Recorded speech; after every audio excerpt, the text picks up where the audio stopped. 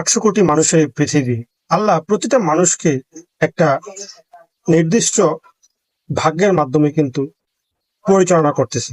কোরআন এবং হাদিসের তথ্য মতে এই ভাগ্যটা হচ্ছে আমাদের ঠিক ঘাড়ের উপরে, যেটাকে সায়েন্সের বা বিজ্ঞানের ভাষায় যেটাকে সেরিব্রেলাম বলে বা রেয়ার ব্রেইন, ওই রেয়ার ব্রেইনে ফিক্স করে দেওয়া আছে এই ভাগ্যটা।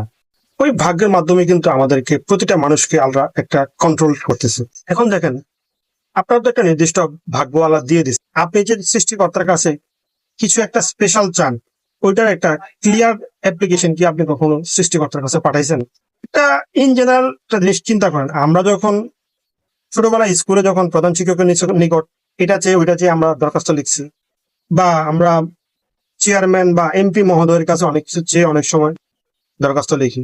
ঠিক আপনি যদি এমপির কাছে কোনো কিছু চান, একটা স্পেসিফিক দরখাস্ত লিখতে হয়, আপনি আপনার